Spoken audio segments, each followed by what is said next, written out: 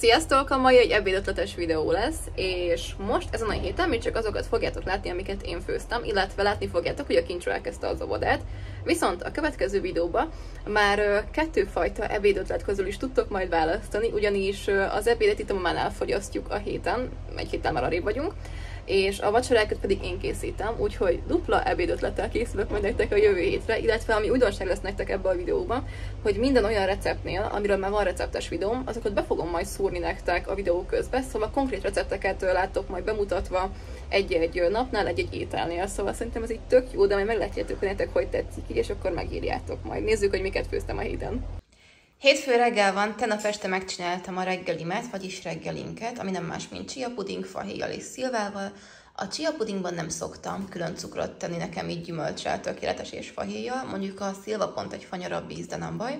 Nem szoktam egy ekkora adagot megenni, nagyjából a felét szoktam megenni, és a másik felét pedig ketté szoktam osztani a gyerekeknek, és akkor reggeli után, amikor megették a reggeliüket, akkor az ilyen pici kis desszert nekik. Most éppen felvágottat esznek, májkrémes kenyérrel és uborkával, illetve macisajttal. Ha mindazt megették, akkor megkapják a kis desszertüket. Szépen elterveztem így a mai délelőttöt, hogy majd szépen megreggelizünk, aztán színezünk, gyurmázunk, gyöngyöt fűzünk, hasonlók itt kint a konyhába, és közben tudok haladni itt a zöldségek feldolgozásával. Na hát ez nem így történt, ma nagyon-nagyon nem akarnak együttműködni velem a gyerekek, úgyhogy lényegében egész nap, egész délelőtt a szabályokba játszottunk, aztán most, hogy elfáradtak, kaptak ebédet, és letettem őket aludni. Most előbb altatom őket, mint alapvetőleg régebben, mert a Kincsónak mindjárt kezdődik az óvoda, és szeretném, hogy megszokja az, hogy dél környékén alvás van, úgyhogy előbb is keltem őket, és előbb is mennek délután aludni. Viszont most akkor nekiállok ezeknek a különböző zöldségeknek. Nem tudom, meddig fogok egyébként jutni, mert más dolgom is van, de hogyha már legalább elkezdem, az már tök nagy haladás lesz. Tegnap a tököket megcsináltam, bereszeltem és elraktam a fagyasztóba. A cukiniből meleg szendvicskrém fog készülni, viszont nincs tonkápia paprikám, úgyhogy jelenleg ez most még szüneteltetve van. Miután már mindent is csináltam cukiniből, és már a fagyasztóba se fér több, csináltam egy isteni finom meleg szendvicskrémet, ennek a receptjét hoztam most el. A cukinit, illetve a hagymát és a fokhagymát, ezen kívül a paradicsomot és a kápia paprikát mind-mind kockára vágom, és mehetnek egy tepsibe.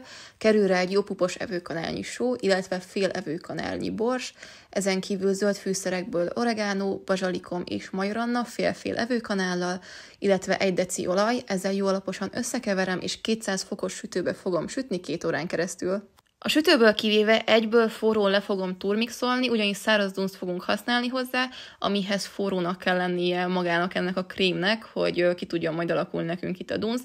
Ha esetleg nincs időtök egyből megcsinálni, akkor nyugodtan melegítsétek át, forraljátok fel újra, és úgy rakjátok üvegekbe. Miután lezártam légmentesen az üvegeket, jó szorosan, akkor fel fogom fordítani az üvegeket, és nagyjából egy 5-10 percig hagyom így, letakarva konyharuhával, aztán mehetnek egy hűtőtáskába egy egész éjszakára. 5 üveg jön egyébként ki ebből az adagból, és én egy üvegre valót el is használtam egyből a meleg szendvicshez és tésztához. Isteni finom, próbáljátok ki, mert nem fogtok benne csalódni. És kommentben ne felejtsétek el megírni, hogy mi legyen a következő krém, savanyúság vagy befőtt, amit videóban szeretnétek látni. A répát úgy, ahogy nagyjából megmostam, ezeket meg kell pucolnom, és fel kell szeletelnem, ez csalamádéba fog kerülni, akkor a jalapeno az felszeletelve üvegbe fog kerülni savanyúságnak. Az egyik abszolút kedvenc ételem egy sajtszószos jalapenyós csirke, ami isteni finom. Hamarosan meg is fogom veletek osztani a receptjét, viszont először is készítsük el a házi savanyított jalapenyót hozzá. Amit itt láttok, az nagyjából 400 g jalapenyó, és ezt most fel fogjuk szeletelni, utána pedig elkészítjük a felöntő levet, ami 1 liter vízből fog állni, illetve 150 ml 10%-os ecetből, amihez még hozzá fogunk adni 10 g sót, illetve 60 g cukrot. Kóstoljátok meg, hogy nektek elég cukros, ecetes vagy sóse, nekünk ez itt tökéletes volt. Egy üvegbe fél kis kanálnyi mustármag és fél kis kanálnyi fekete bors fog kerülni, majd feltöltöm jalapenyóval az üvegeket, és felöntöm teljesen az üveg pereméig felöntő lévelőket. Aztán mehet rá a kupak, ezt jószorosan ráhúzom, és nagyjából egy 80-85 fokos vizes dunszba fogom főzni őket fél órán keresztül, majd ebbe a vízbe fogom hagyni kihűlni. Próbáljátok ki, mert szerintem nem fogtok belecsalódni, és akkor hamarosan hozom a sajtos jalapenyós csirke receptemet. Az ilyen paprikák, ezek a picik, ezek csípős paprikák, ezek meg lesznek töltve káposztával, vagy a még kisebbek csak így simán savanyú lébe lesznek elrakva, akár pár szelet, vagy pár egész darab jalapenyó társaságában. Akkor vannak itt valahol rendes paprikák is lejjebb. azokat nem tudom most kiszedni, azokat fel fogom szeletelni, és szintén a csalamádéba kerülnek. A káposzta az nem házi, az boltból van, idén káposztát nem vetettem, jövőre egyébként fogok, ezt is fel fogom szeletelni. Akkor ezen kívül hoztam még fel uborkát is. Azt pedig itt láthatjátok, eddig azért ilyen 2 naponta sikerült lemennem uborkát szedni, most viszont már 5 napja nem voltam lent. Úgyhogy nagyjából egy ilyen láda most már ilyen heti termésnek felel meg, eddig 2 naponta hoztam fel egy ennél puposabb ládát. Viszont most már szerintem lassan végére érünk így az uborka szezonnak, látom, hogy nagyon el van már száradva a növény, de még mindig van rajta egyébként termés. Most már vannak ilyen egészen sárgás termések is rajta. Az ilyen nagyobb méretű uborkákat reggelihez szoktuk megenni, aztán az ilyen közepesebb méretűek kerülnek a csalamádéba, a kisebbekből pedig svéd uborka saláta készül, úgyhogy nagyon sok minden terve van, de ezek nem egy napra lettek így kitűzve, mert például most is már tegnap nekiálltam, és még csak addig jutottam, hogy megmossam a zöldségek felét. A mai napra azt terveztem, hogy ha a csalamádéval kész teszek, akkor már boldog vagyok. Úgyhogy most elkezdtem a répát megpucolni, és mindjárt nekiállok szeletelni is. Mindent késsel aprítok fel a csalamádéhoz, ugyanis úgy gondolom, ez egy jó gyakorlás a konyhába, és az sosem árt. Vendéglátó suliba jártam, és az első nyári gyakorlatom úgy telt egész nyáron, napi 8 órában zöldséget szeleteltem, és pucoltam. Rettenetesen utáltam, ez volt az ilyen konyhai beavatás, viszont azóta nagyon gyorsan tudok tényleg bármilyen zöldséget megpucolni és felszeletelni, viszont már régen csináltam azért ilyen nagyobb mennyiségeket, és úgy gondolom, hogy mindig jól jön a gyakorlás, hogy minél gyorsabb legyek, a késő is ügyesebb, úgyhogy most is ez fog történni, illetve hogyha ezzel úgy nagyjából végeztem, vagy legalább a felével, akkor szeretnék kereszt tanulni, ugyanis most már több mint 1 hónapja végeztem egyébként a kresszel, de nem kapok vizsgaidőpontot. Valami gigszer van a rendszerrel, és folyamatosan azt a választ kapom csak, hogy majd lesz, majd talán szeptemberben, de hogy közben nekem igazából már elég sürgető lenne a jogosítvány, na mindegy, úgyhogy most nem tudok mit tenni, annyit tehetek, hogy addig is tanulok, úgyhogy most nagyjából így a zöldségek felét felaprítom, megpucolom ilyesmi, aztán picit tanulok, és majd később még visszatérek ehhez. Lényegében az a célom, hogy estére minden fel legyen vágva, és akkor be fogom ízesíteni, és mehet egy egész éjszakára pihenni, hogy levet engedjen, és akkor másnap kerül majd üvegekbe, úgyhogy annyira nem kell sietnem. Eddig jutottam egyszer a csalamádéval, benne van a paprika és a répa, illetve pont annyi répás rizs, illetve csirkemelcsik volt, amit gyerekek már tudtak még enni ebédre. Úgyhogy most gyors neki is álltam egy ilyen, hát ez nem ebéd, hanem inkább majd vacsora lesz, de hogy krumplilevesnek, ilyen kolbászos krumplilevesnek, ez ilyen jó testes leves, nálunk én teszek bele általában cérnametértet is, én úgy szeretem, és ilyen tejfölös habarással, szóval ez lesz akkor majd így, mondjuk azt, hogy akkor vacsorára, meg holnap ebédre. Volt még egy krumpli, abból pedig szilvás gombócot fogok csinálni. Arra gondoltam, hogy ilyen testes leves mellé ez így pont jól fog jönni. És lassan töltenem kellene egyébként megint a fagyasztót panírozott hússal és fasírtal, mert egyébként nagyon jó elővenni. Szóval ilyenkor, amikor egész délelőtt játszón vagyunk, vagy hisztisek, a gyerekek nyűgösek, akkor egy gyors is csinálok mellé, vagy egy gyors főzeléket, és kész is van igazából a gyors ebéd nekik. A kincső előbb felkelt mindazonán, összesen 1 órát aludt. Ez elég volt arra, hogy felrakjam hát akkor így vacsora lesz, ugye, a vacsorát, illetve felvágtam 2 fajta zöldséget a csalamádéhoz. Kresszezni már nem volt sajnos időm, az akkor majd estére marad. Viszont cserébe kitalálta, hogy mire fel kell az öcsi, ugye az Alem, addigra készítsünk pogácsát, illetve akkor arra gondoltam, ebből tudna vinni holnap magával reggel a David is. Az jó lesz, úgy egyszer nyom meg.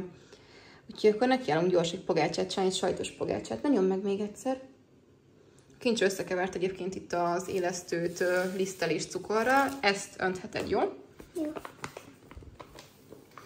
Úgyhogy majd mutatom, hogy milyen lett, receptet pedig szúrok be nektek ide. Majd elronthatatlan pogácsa receptet fogok nektek megmutatni. Ezt nem kell hajtogatni, nem kerül sok időbe, nagyon finom puha lesz a végeredmény, és mindig tuti siker. Először fél deci tejbe 1 evőkanálnyi cukrot, majd 30 g élesztőt és 1 evőkanálnyi lisztet tettem, ezt félreraktam, 600 g lisztet kimértem, amiben 2 darab egész tojást beletettem, illetve vagy olvasztott, vagy szobahőmérsékletű 200 g vajat, ebbe került még 150 g sajt is, illetve 4 evőkanálnyi tejföl és 2 evőkanálnyi só, kell bele ez a 2 evőkanál, ettől lesz nagyon finom íze, viszont nem lesz tőle sós. Visszaraktam bele vagy hát igazából csak beleraktam a felfutatott élesztőt, majd az egészet összegyúrtam, és amikor összeállt a tészta, akkor egy kis liszttel megszórtam, lefettem egy konyharuhával, és 1 órán keresztül kelesztettem. Nem gyúrtam át a tésztát, meg semmi ilyesmi, alá és fölé is tettem lisztet, szépen kinyújtottam, majd becsíkoztam a tetejét, hogy ilyen szép legyen majd, amikor megsül, és mivel nekem nincsen pogácsaszaggatóm, egy feles pohár segítségével szépen kiszaggattam, teljesen jól szolgálatot szokott tenni, szóval teljesen meg vagyok vele elégedve. Nekem ebből a mennyiségből 2 tepsi lett, mindegyiket lekentem tojással, egész tojást felvertem, és azzal kentem meg őket, majd tettem rá egy nagy adag reszelt sajtot, és olyan 200 fokon alul-felülsütésen körülbelül 20 perc. Ha nem szeretitek annyira megsütve, akkor egy 15 perc is bőven elég neki. Én viszont szeretem, mikor ilyen szép színe van és picit roppanósabb. Ha gondoljátok, próbáljátok itt is. Én kiskorom óta úgy ismerem a krumplilevest, hogy van benne cérnametélt, nálunk a családban így készítik, és annyira nagyon-nagyon finom így, hogy ha még nem próbáltatok, mindenképpen próbáljátok ki, mert elképesztő finom. Úgyhogy én így szoktam itthon is elkészíteni, jó kolbászossal, répával, krumplival, hagymával, fokhagymával, majorannával, babérlevéllel, egy tejfölös habarással, egy nagyon-nagyon picike, de tényleg csak pár csepp ecettel, és hát ez ami elképesztő finom. Ja, meg ugye a piros paprika, só és bors az alapok, de tényleg nagyon-nagyon jó, az egyik kedvenc levesem. Elkészült közben a szilvás gombóc is, és mutatom is, hogy milyen lett, már amennyire így meg tudom nektek mutatni. Így. Nagyon finom egyébként, a kincsöm már a második gombócot eszi. Zalán az csak egyet evett, viszont ő meg sok levest evett. Ma a David a soros a fürdetésbe és az altatásba, vagy felosztjuk, vagy együtt csináljuk, most éppen felosztottuk, hogy tudjak haladni a csalamádéval. Annyira vagyok már csak képbe este, hogy elkezdtem megpucolni csalamádéhoz az uborkát. Na mindegy, legalább az utolsó 3-nál kapcsoltam, hogy amúgy nem kellene. Lényegtelen. A pogácsából amúgy 3 adag lett, és nagyon-nagyon finom. Teszek majd be, vagyis tettem már ilyen kis videót róla, aztán a csalamádéról pedig most fogok betenni, és majd jelentkezem a reggelivel.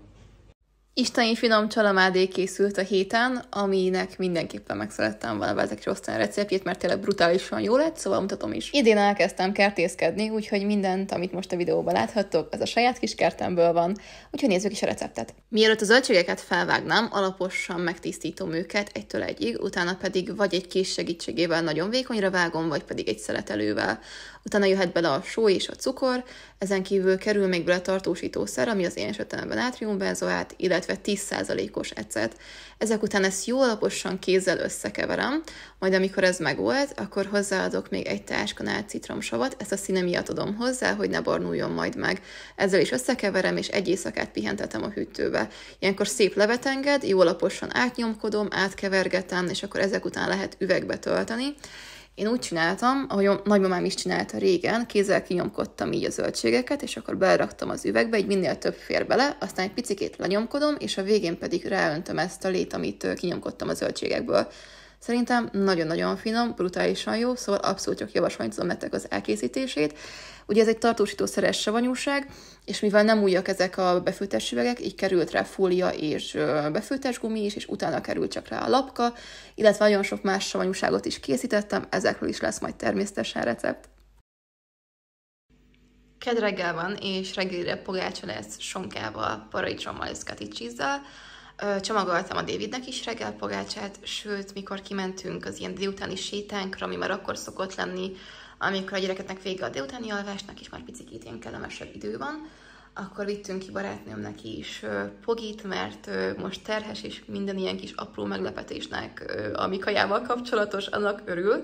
Úgyhogy vittünk ki oda is pogit, és maradt még reggelire is, illetve a paradicsomot a kertből hoztam, vagyis nem egészen, ugyanis paradicsomvész volt sajnos a kertünkbe, és a 24 tőből összesen egy fél ládányi paradicsomunk lett. Azt is zölden szedtem le, hogy majd így utólag még beérlelem.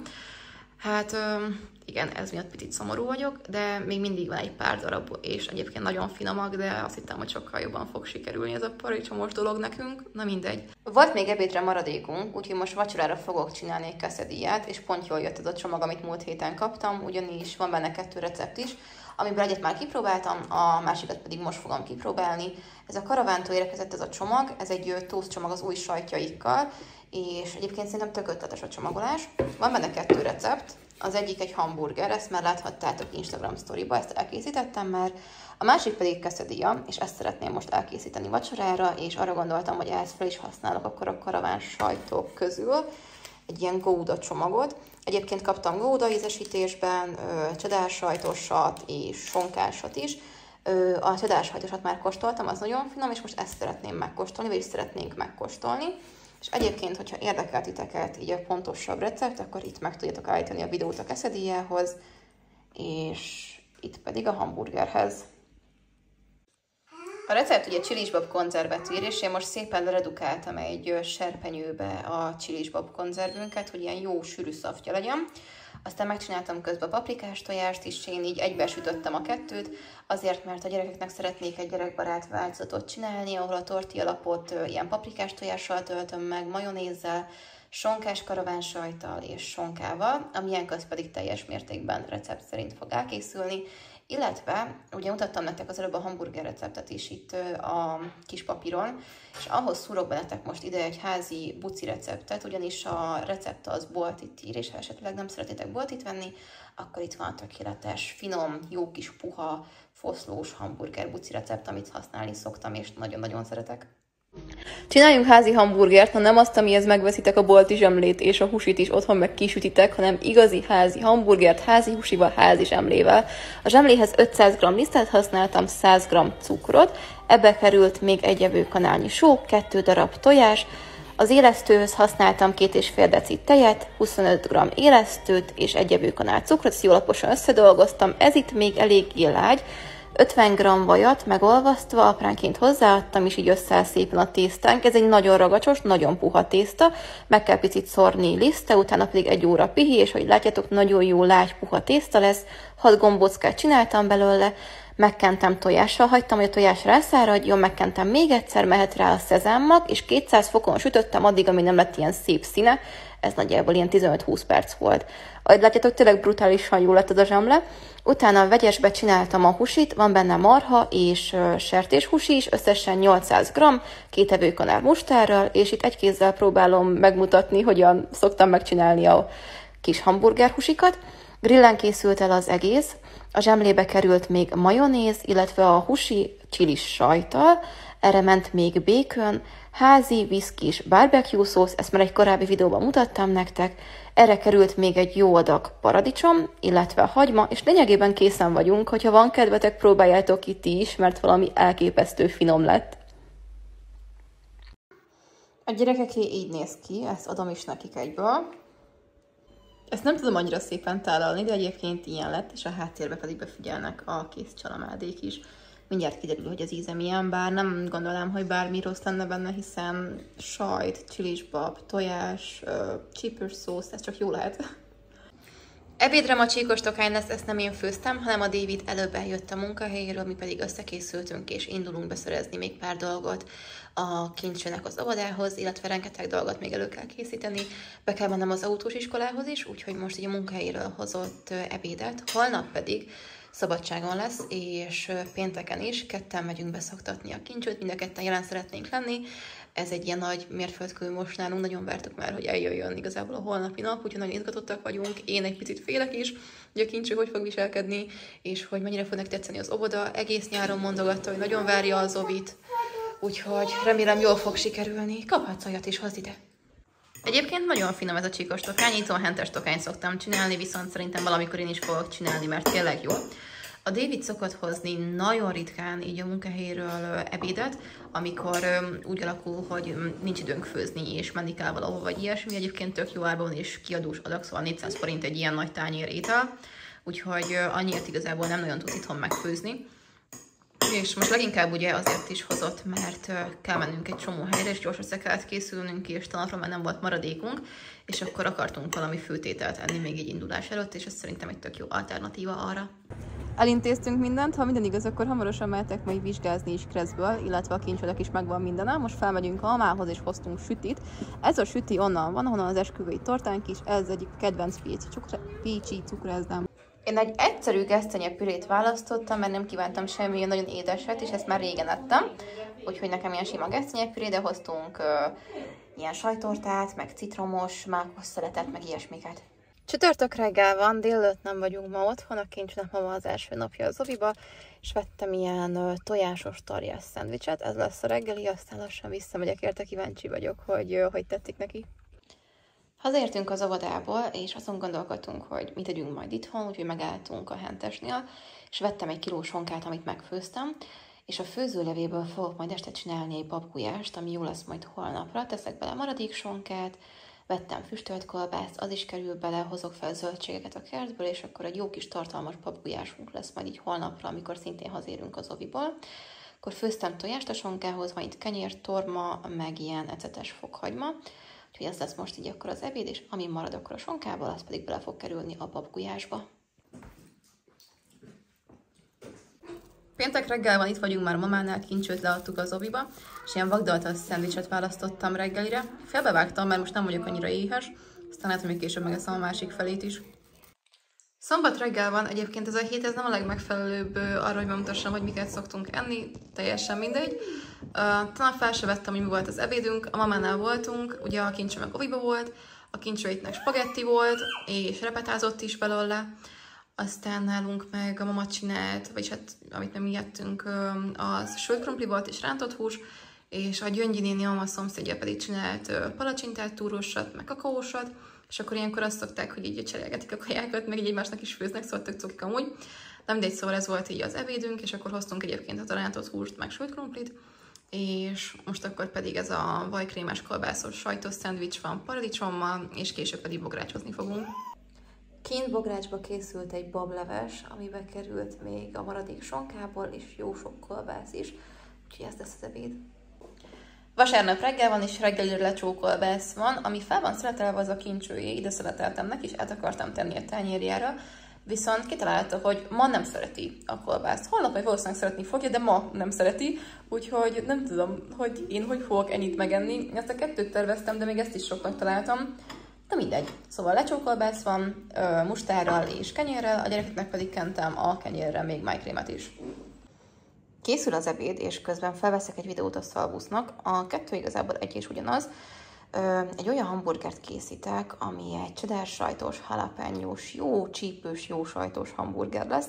Amikor megkerestek, egyből ez a hamburger jutott eszembe, gondolkodtam, hogy mit kellene csinálnom, és úgy voltam vele, hogy valami csípőset szeretnék, mert a szalvuszvíz az tényleg olyan, hogy megiszol belőle egy decit, és azonnal enyhíti a gyomi régésedet, és én ezt akkor tapasztaltam először, amikor a Zalánnal terhes voltam, és terhességem vége felé borzasztóan sok gyomorsavam volt, de tényleg már nem tudtam aludni se, és ez segített. Az íze az meg kell szokni, viszont tényleg segít, úgyhogy most jelenleg, mivel a második terhességem után a csípőset sem tudom úgy megenni, hogy ne legyen gyomorégésem, így nálunk igazából mindig van itthon, ezért örültem is, hogy megkerestek, mert ez nem idegen dolog számomra, így anyukaként. Alapvetőleg szerintem nem lenne gond a gyomrommal, de így nem tudom, a terhességek után valamiért nálam ez így alakult, alkoholt sem tudok inni, maximum ilyen mentes sört, vagy gyengébb koktélokat, de mondjuk ha meginnék egy sátnyi töményet, nagyon-nagyon fáj utána a hasam, rettenetesen, nagyon szól érzem magam, úgyhogy ezt inkább nem is szoktam próbálgatni. Na mindegy, szóval most haltatok, sipolt is a sütő, megy a hamburger zsamle a sütőbe, aztán a húsit már megcsináltam, és mindjárt nekiállok a sajtszósznak, meg sütök békönt.